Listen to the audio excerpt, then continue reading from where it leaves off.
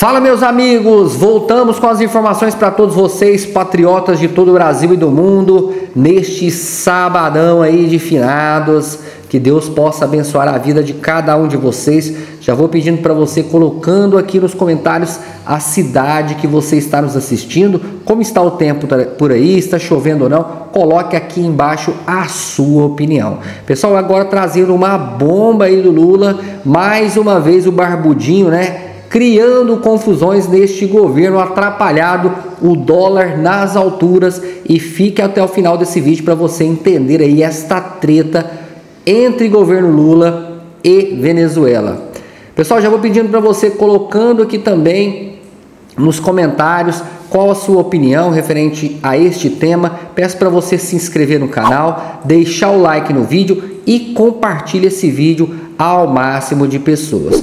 Sem mais enrolações, bora pro vídeo, pessoal. Fala sobre política internacional, porque na Venezuela, a Polícia Nacional Bolivariana, subordinada ao ditador Nicolás Maduro, ganhou notoriedade no Brasil na noite de quinta-feira, depois de publicar uma ameaça contra Lula no Instagram. Na rede social, a corporação divulgou uma imagem borrada do petista à frente da bandeira brasileira com a seguinte mensagem, abre aspas, quem mexe com a Venezuela se dá mal, fecha aspas. A publicação faz parte de uma série de críticas do governo venezuelano ao governo brasileiro depois do veto à entrada do país no BRICS. O próprio ditador Nicolás Maduro já havia usado a expressão publicada pela polícia para se referir ao veto. O ministro das Relações Exteriores do Brasil divulgou há pouco uma nota para dizer que o governo brasileiro se surpreendeu com o tom ofensivo adotado pelas autoridades venezuelanas em relação ao Brasil e seus símbolos nacionais. Sem mencionar o ditador Nicolás Maduro, o Itamaraty diz que a opção por ataques pessoais e escaladas retóricas, em substituição aos canais políticos e diplomáticos, não corresponde à forma respeitosa com que o governo brasileiro trata a Venezuela e o seu povo. Sim. Silvio Navarro escalou aí a briga, tudo começou, vamos lembrar, então, com o veto do Brasil, a entrada da Venezuela ao BRICS, e aí o ditador Nicolás Maduro praticamente declarou guerra ao Brasil com deboches, chacotas, e agora essa última, inclusive, eu vou pedir para a gente exibir mais uma vez na tela para quem nos acompanha, porque realmente é vexaminoso o que está acontecendo, essa troca de acusações, enfim, em relação ao Brasil, e a gente traz aqui, a gente consegue exibir mais uma vez, aparece a bandeira do Brasil, uma silhueta, o que parece ser, claro, o presidente Lula, está aí em espanhol, ele que se meta com a Venezuela, se seca, aí uma tradução livre seria quem se mexe com a Venezuela, quem mexe com a Venezuela se dá mal. E aí a silhueta, que deve ser aí do presidente Lula, tudo leva a crer, Silvio. Paula, mereceu, né? Vamos falar o português claro, vamos falar a verdade. A chancelaria, a diplomacia brasileira, o presidente Lula da Silva, Celso Amorim, que é o chanceler informal do Brasil, Mauro Vieira é o chanceler oficial, mas o Celso Amorim é quem dá as cartas na diplomacia brasileira. Eles mereceram. O Brasil alimentou esse monstro. O Brasil recebeu num tapete vermelho em Brasília, logo no começo do mandato do governo Lula III, Nicolás Maduro e sua esposa, sua mulher, em território brasileiro. Ele que não pode pisar em qualquer país do planeta, mas no Brasil sim, com honras de chefe de Estado. O Brasil fez muita força para que a Venezuela fosse parte do Mercosul, esse bloco decadente, mas fez muita força. O Brasil tentou empurrar a Venezuela para o Banco dos BRICS, um banco de fomento, um ajuntamento informal de alguns países lá, que nasce de uma carteira de 100 bilhões de dólares, mas que o Brasil entende, porque o Lula entende que é um banco dele, que é como se eu posso nomear a dona do banco, a chefe do banco, a Dilma Rousseff tirou de lá o competente Marcos Trujillo, e aí posso chamar para fazer parte do banco quem eu quiser. A Argentina dos Kirchner, aí depois Javier Milei vence a eleição, não, Argentina não. Posso colocar Cuba, posso colocar a Venezuela, mas é claro, essa relação se esgarçou porque o Nicolás Maduro contava que o Lula bancaria até o final o golpe que ele deu no país, uma ditadura para permanecer no poder com fraude eleitoral. Ocorre que o Lula e o PT, aliás, chancelou, mas o governo brasileiro foi até a página 2. porque teve início na mídia tradicional que dá sustentação a esse consórcio de poder formado por Lula da Silva e pelos ministros do Supremo Tribunal Federal, teve início alguma reprovação à atitude do governo brasileiro. E aí o Lula parou. Quando o Lula para, o Maduro dá mais uma cartada e depois outra. Então isso são provocações. O que será que o Maduro sabe sobre os contratos do BNDES? A Venezuela é a grande caloteira do BNDES. A última vez que eu olhei a cifra era algo como 1,7 bilhão de dólares. Vamos traduzir aqui, convertendo deve dar quase 10 bilhões de reais, algo mais ou menos assim. É a maior caloteira, né? O metrô de Caracas, tinha uma usina, outras obras de infraestrutura, Lava Jato. O que será que o Nicolás Maduro sabe? Então, o Brasil alimentou o monstro. Agora vai ter que lidar com essa situação. Deixa eu ouvir a análise do Alexandre, porque tem alguns analistas, Alexandre, dizendo que essas provocações aí de Nicolás Maduro podem ser até uma farsa, um jogo de cena, em público eles brigam, mas no particular até que as coisas não estão tão mal assim. Como é que você, talvez não estejam tão estremecidas quanto parece, como é que você vê essa situação depois do veto do Brasil à entrada da Venezuela no BRICS? Às vezes a gente pensa que isso possa ser um teatro, né? Possa ser um teatro. Agora eu lembro lá atrás, quando Zé Dirceu me disse que era difícil lidar com o Chávez. Não imaginava que viria um Maduro muito pior, que fala com passarinho, que incorporou Chávez e tal. E está aí o resultado. O Maduro talvez tenha sido informado pela inteligência dele, inteligência venezuelana, que deve ter sido informada pela inteligência russa, que estaria na lista de entrada dos BRICS. Só que não avisaram os russos que Lula vetaria, né? O mesmo veto que há no Conselho de Segurança da ONU. O veto do Brasil é importante porque o Brasil foi um dos criadores do BRICS. Nem Venezuela, nem Nicarágua. Eu fico só imaginando, se Lula não tem informações sobre a eleição americana e acha que foi muito longe, tem que fazer alguma coisa em que ele se dê bem com Trump. Porque o início do relacionamento dele com o Chávez foi depois de ter conversado com George W. Bush, que disse, olha, eu vou invadir o Iraque, você não se meta, mas eu não vou me meter na Venezuela, fica a seus cuidados. E era um republicano. Talvez seja isso também. Mas, enfim, Maduro ficou furioso, porque pegou o avião e foi lá para Kazan, para a reunião dos BRICS. E chega lá e o nome dele não estava, o Brasil não quis. Né?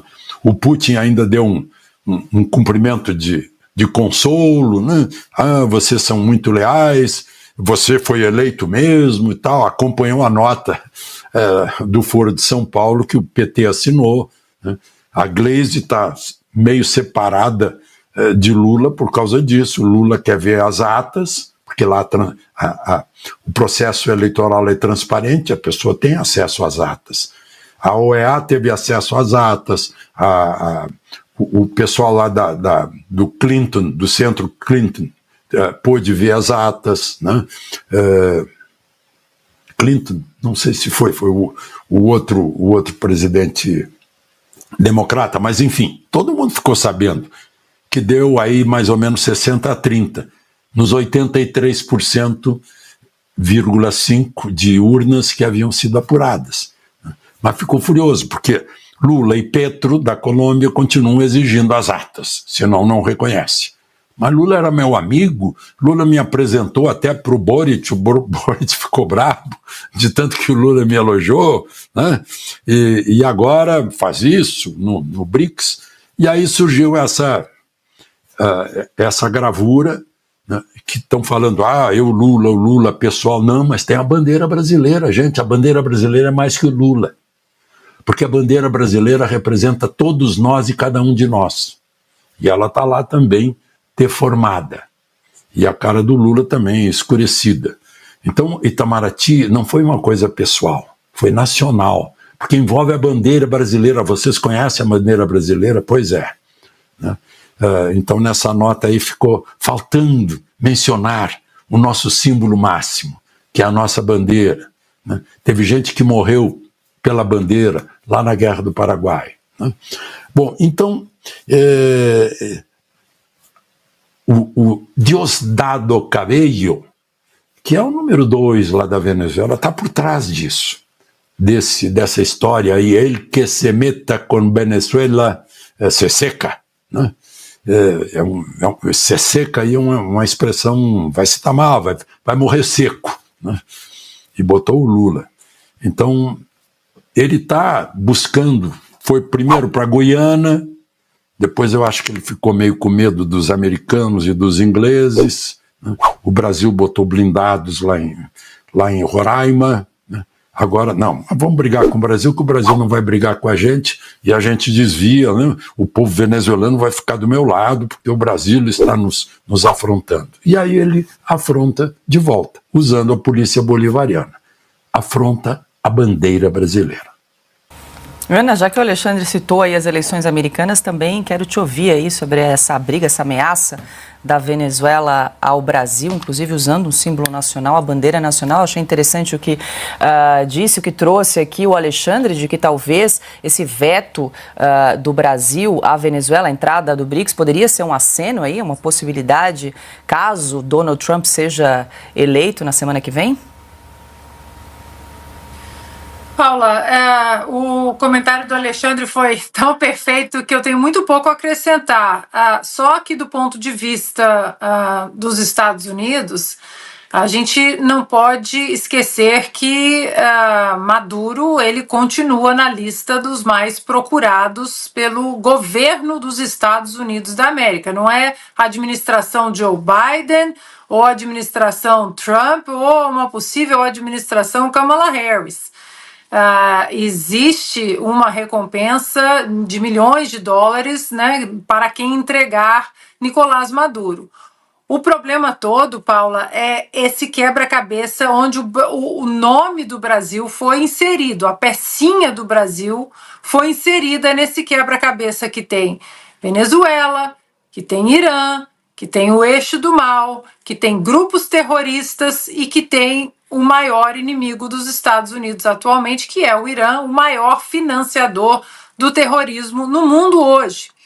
E nesse contexto, Paula, o Brasil mandou um representante na figura do nosso vice-presidente Geraldo Alckmin para a cerimônia de posse do presidente iraniano, onde ali no parlamento iraniano eles cantavam Morte à América. Então, quando esse quebra-cabeça é colocado, né, sobre a mesa, e uma dessas peças dentro desse contexto dos ditadores, dos regimes totalitários, é exatamente o laço do Brasil com a Venezuela e com o Irã e as proxy wars, né, contra Israel, por exemplo, e contra o Ocidente, a coisa complica mais, Paula. Não sei, sinceramente, muitos andam me perguntando se um possível governo de Kamala Harris, se isso alteraria algumas possíveis sanções que aconteceriam, que poderiam ser impostas para o Brasil num possível governo de Donald Trump. Não sei, Paula, não sei porque, independentemente se o governo está sob a administração de um democrata ou republicano, fato é que o nome de Nicolás Maduro continua nessa lista nada republicana de procurados dos Estados Unidos da América. Isso aqui é muito grave. Não vou fazer piadas, não vou fazer brincadeira. Eu preciso que você entenda a gravidade do que o Lula está tentando fazer no Brasil. Lula vai apresentar uma PEC para ser votada no Congresso, a criação da Polícia Bolivariana. E por que eu me refiro ao nome dessa PEC, da PEC da Polícia Bolivariana, ou dos mercenários bolivarianos? Todo ditador, todo totalitário, ele precisa de ter uma força de repressão que esteja sob o comando dele. O Maduro é um exemplo aqui na América Latina do que é isso, né? De como que ele criou uma polícia que age de acordo com a determinação de um ditador psicopata, narcotraficante, que é o caso Maduro. Antes, na verdade, quem criou foi o Hugo Chávez. O Maduro, depois de assumir a ditadura com o Hugo Chávez, assumiu o comando dessa polícia bolivariana, que sempre foi notícia no mundo inteiro. Como funciona a Polícia Nacional Bolivariana, que ameaçou Lula em post. Curiosamente, essa polícia dele ameaçou o Lula ontem, porque o Lula quis bloquear a entrada da Venezuela nos BRICS por causa da pressão popular aqui dentro. Tamanha é a repressão e tamanha foi o golpe e a fraude que aconteceram nas eleições de lá. Corporação Civil venezuelana tem histórico violento e acumula denúncias de tortura e execuções. Bom, obviamente o Lula aprendeu muito com o Maduro e com o Hugo Chávez. E ele entende que para poder instaurar sua ditadura aqui no Brasil, ele precisa primeiro anular as polícias militares, colocar todas sob o comando dele, mas criar a sua própria polícia. A sua própria polícia ostensiva. Apenas países ditatoriais isso acontece. A polícia jamais pode ficar debaixo do comando do presidente, porque se esse quiser dar um golpe ou executar os seus adversários, destruir o país, é fácil. Então Lula apresentou, aí vem o choque. Lula apresentou essa PEC. Agora eu vou mostrar para vocês como que isso aqui é perigoso e a gravidade disso daqui. Ele chama de PEC da segurança pública. O que está acontecendo? A criminalidade do Brasil está explodindo. As facções estão controlando tudo. As facções, o crime organizado, o PCC e o Comando Vermelho já tem os seus próprios promotores, advogados, já tem seus próprios vereadores, já elege deputado federal, até presidente da República eles conseguiram eleger na última eleição, já tem juízes e falam-se até de ministro do STF. Aí o que acontece? Olha como é que nós estamos em situação. O crime organizado assume a presidência do Brasil e depois o crime organizado apresenta uma PEC para se lutar contra o crime organizado. Agora eu vou mostrar para vocês a mentira disso daqui. Você vai lendo, é um monte de mentira, mas bem aqui, ó, fala o seguinte. Eles querem criar a polícia deles, né? Só que eles falam que não se pretende com a PEC da segurança pública, ó, não, eles não querem, eles não querem centralizar o uso de sistemas de tecnologia, eles não querem interferir no comando da polícia estadual, eles não querem diminuir a competência dos estados e municípios, eles não querem criar novos cargos públicos. Mas logo aqui embaixo, olha o que fala, essa parte que está em vermelho aqui, é o que eles querem colocar na Constituição. Vamos lá. Estabelecer a Política Nacional de Segurança Pública e Defesa Social, que compreenderá o sistema penitenciário instituindo o plano correspondente, cujas diretrizes serão de observância obrigatória por parte dos entes federados. Eles vão determinar as diretrizes que serão obrigatoriamente obedecidas por parte dos entes federados, pelos estados. O Conselho Nacional de Segurança Pública e Defesa Social, integrado por representantes da União, dos estados, do Distrito Federal e dos municípios na forma da lei. Ele falou isso. Aqui vem alguns outros detalhes. Então o que ele quer fazer? Acabar com a Polícia Rodoviária Federal, criar a sua Guarda Bolivariana, né, a Polícia Nacional Bolivariana, muitos chamam de Guarda Bolivariana, que poderia ficar a mando dele e do STF. Presta atenção. Elas obedeciam a ele e ao Ministério Público, ao STF. Seria o Lula com seu exército. Esse é o exército do Lula. Aí, o que ele vai fazer? Igual o Maduro fez, igual o Hugo Chávez fez. Ele foi pegando mercenários assassinos do coletivos de lá, que aqui é o MST, e foi colocando nessa corporação. O que o Lula vai fazer? Ele vai pegar todos os bandidos do MST e colocar dentro dessa corporação que ficará sob o comando dele. Ou do Lewandowski, do Flávio Dino, do STF. É simplesmente uma aberração absurda. O fato dele ter proposto isso, ele ter a coragem de propor isso, é assustador. Já mostra uma clara determinação de instaurar assim, uma ditadura aqui dentro. É uma PEC, que o que eles vão fazer? Eles vão tentar comprar apoio, tentar manipular, arquitetar o apoio dentro do Congresso para que ela seja aprovada. Isso aqui sendo aprovado, olha, isso aqui eu falo com toda e a mais absoluta certeza. Essa PEC, a PEC da Guarda Bolivariana, se isso aqui for aprovado, sinceramente, arruma suas coisas e vai embora do Brasil.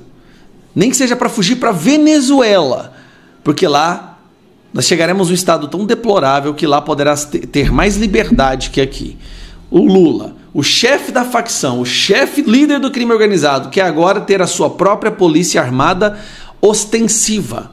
Aquela que vai para as ruas, que aborda pessoas, que dá o baculejo, que invade as casas das pessoas, que para automóveis. E o que ele quer fazer, gente, não tenha um minuto de dúvida, é isso aqui. É criar seu próprio grupo armado mercenário para poder executar opositores, perseguir opositores debaixo do manto da lei e da Constituição. Então, compartilhe esse vídeo. Todos os deputados e senadores pelo amor de Deus, tem coisas que a gente não pode cruzar. E dar esse poder a uma pessoa que foi condenada por ser o maior chefe, o chefe do maior esquema de corrupção do mundo, isso não é tiro no pé, isso é cortar as próprias pernas. Um abraço. Fala pessoal, voltamos com as informações para todos vocês e agora, né, mais essa bomba aí da Venezuela contra o Brasil, especificamente aí do Maduro, presidente Maduro, contra o Lula da Silva, né? Olha essa matéria, pessoal. O governo brasileiro reprova e critica a publicação venezuelana com ameaça a Lula. Vamos aí entender esta matéria. Recentemente, a relação entre Brasil e Venezuela tem passado por momentos de tensão. As divergências intensificaram após uma publicação nas redes sociais da Polícia Nacional Bolivariana da Venezuela, que criticou o presidente brasileiro Luiz Inácio Lula da Silva. A postagem incluía uma imagem provocativa, sinalizando um clima de animosidade. O Ministério das Relações Exteriores do Brasil, por meio do Itamaraty, manifestou aí surpresa e descontentamento com o tom adotado por membros do governo venezuelano. Em declaração oficial, o Ministério destacou aí que tais atitudes estão fora dos padrões diplomáticos habituais entre nações, prejudicando o diálogo construtivo entre os países. Quais são os impactos aí das ameaças venezuelanas sobre Lula? As mensagens ofensivas da polícia venezuelana chegaram num tom já sensível para a relação bilateral, exacerbando o clima de desconfiança. Para além das ameaças diretas, tais declarações podem afetar a diplomacia e a cooperação em áreas de interesse comum, como o comércio e a segurança regional. O Itamaraty destacou que tradicionalmente o Brasil preza pelo respeito à soberania e não a intervenção em assuntos internos de outras nações, incluindo a Venezuela. No entanto, observou que é necessário manter um diálogo respeitoso e utilizar os canais políticos apropriados para resolver desavenças. Como a situação do BRICS influencia as relações Brasil-Venezuela? A relação já conturbada sofreu outro golpe com a decisão do governo brasileiro de barrar a entrada da Venezuela no bloco do BRICS. Apesar do forte lobby de Nicolás Maduro, junto às potências como Rússia e China, a diplomacia brasileira expressou reservas, influenciada pelas dúvidas sobre a legitimidade do processo eleitoral venezuelano. O veto irritou o governo de Maduro, que pediu esclarecimentos e realinhamento de seu representante diplomático em Brasília. Conforme declarado pelo assessor especial da presidência para assuntos internacionais, Celso Amorim, a confiança entre os países se abalou devido à recusa de Maduro em realizar eleições livres. As tensões entre Brasil e Venezuela levantam questões sobre o futuro das relações da América Latina e as estratégias diplomáticas ao lidar com governos de natureza autoritária. O cenário exige cuidados diplomáticos, ponderação política e respeito mútuo, fundamentais para a condução de relações internacionais positivas. Meus amigos, depois aí que o Maduro aí, depois dessas eleições da Venezuela, aí escondeu as atas, não quis fazer uma eleição limpa na Venezuela, o Lula, né, foi pressionado aí pelo mundo todo, principalmente aqui no Brasil, para ficar contra Maduro, né? Até porque as eleições não foram limpas na Venezuela.